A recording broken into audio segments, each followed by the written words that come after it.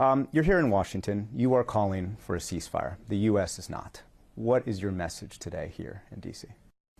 Our message is that too many civilians have already died on October 7th and since. We have now seen a level of carnage in Gaza that is unprecedented, that is unjustifiable under any pretext of self-defense. So we need to find a path out of this conflict, and therefore we think there should be a ceasefire that can allow us, first of all, to address the dire humanitarian situation in Gaza. And we're not just seeing people dying from Israeli bombs or from the fighting on the ground. We're also seeing people dying now of diseases such as cholera because of the broken down sanitary system. So we need to focus on protecting the lives of the civilians of Gaza. The U.S. is vetoing the Security Council resolution. Does that mean they're not listening to you?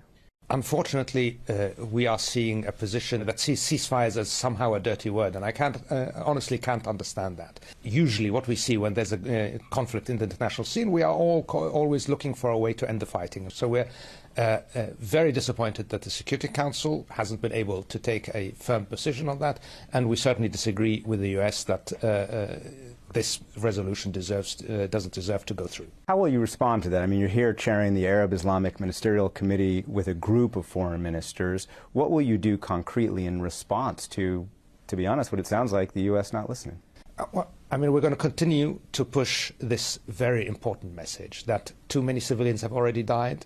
There is no reason for more civilians to die. And more importantly, this continuing military operation and this continuing level of civilian casualties does not serve anybody's interests, including the interests of Israel or its security. With all due respect, some officials tell me that your public calls do not match your private calls to destroy Hamas.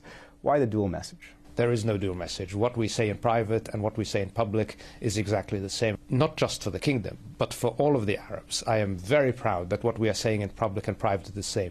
I can't say the same for some of our Western interlocutors. Meaning what the United States says in public and private is different? I name many, and I'm not going to. It's not the United States or any particular country. I'm just saying that some of our Western interlocutors are saying things in public that they are not saying in private. Today, Antonio Guterres, this Secretary General of the UN, told the Security Council, quote, there is a high risk of the total collapse of the humanitarian support system in Gaza. In northern Gaza, 90% of those remaining there have spent at least one full day and night without food. 22 of 36 of Gaza's hospitals are not working. Is there will among Arab nations to step in with a humanitarian plan to help Gaza? The situation is extremely dire, just as you described. We have already stepped up, as Arab countries and others. We have provided significant quantities of aid. This aid is being restricted from going into Gaza. This aid is being blocked and obstructed. I was struck a week or so ago when I was at the UN Security Council. The Israeli representative said, and I quote, humanitarian aid is important, but more food, water and medicine will not bring us a solution. And I'm curious, what is a solution? Gazans tell us that they feel abandoned by the Arab world. They're angry. The war continues. Do you think you've let them down? I think they are justifiably angry that they are suffering while the international community as a whole has let them down. You see that the established mechanisms for international security and peace have not acted.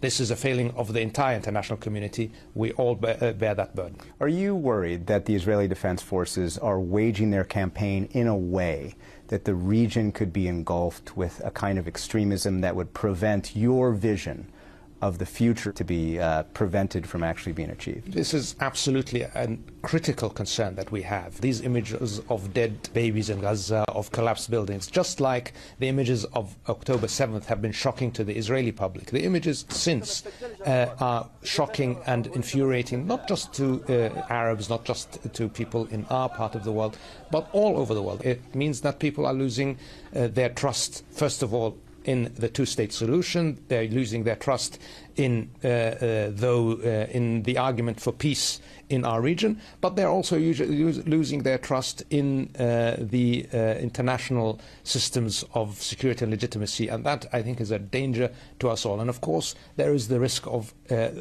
extremism. There is the risk of, whether it's lone wolves or others, being driven to violence by these images and these scenes of civilian suffering. Is there a risk that as the Gaza war goes on, as the world continues to see these scenes of sufferings, you could refuse to re-begin talks to normalize relations with Israel and everything associated with that deal? We are convinced that the only solution is peace. And this is the strategic choice we have made in Saudi Arabia, and all of the Arabs have made. And, from 1982, when Saudi Arabia proposed the FACE initiative, to the 2002 Arab Peace Initiative, and beyond. We are committed to making peace, including supporting peace with Israel, and we will engage, and we are ready to engage with a two-state solution. But this is a little different. This is normalizing relations with Israel, getting a security guarantee from the United States, getting civilian enrichment nuclear program from the United States, giving the Palestinians, not sure exactly what. Are you willing to restart those negotiations at some point, or at some point do those negotiations become impossible given the nature of the war? We are focused on ending the war now, but we are also very, very interested in moving the cause of peace forward. And that has been what we were working on before, and that is something we continue. And I have to say, both in my engagements with the administration and with Congress, I hear a clear message that peace is the answer. And that will need a Palestinian element. That will need us to move irrevocably to a Palestinian state. Does the kingdom, does the crown prince consider the possibility there could be a kind of Sadat moment of going to Israel to make the kind of peace that you're talking about? So the priority now is let's stop the killing. And after that, hopefully, we can focus again on peace and moving forward. And peace means dignity and prosperity for the Palestinians, and a state in which they can have those, and that will allow them to live in the region along with Israel in that peace and dignity. Are there any Arab governments willing to come into Gaza, as the U.S. is requesting, as some kind of peacekeeping arrangement after the war? Look, we have made two things clear: that we cannot talk about the day after in Gaza without talking about Palestine as a whole. That is a unified position of the Arab world. And we have also said that we cannot talk about the day after without an end to the fighting, because we don't know what does the day after mean. What does the day after look like? What does Gaza look like? Since October the 7th, the Houthis from Yemen have launched cruise missiles toward Israel, attacked and even hijacked a commercial vessel in the Red Sea, and have sent drones toward U.S. ships. How concerned are you by these Houthi attacks, and what messages are you delivering to the Houthis directly?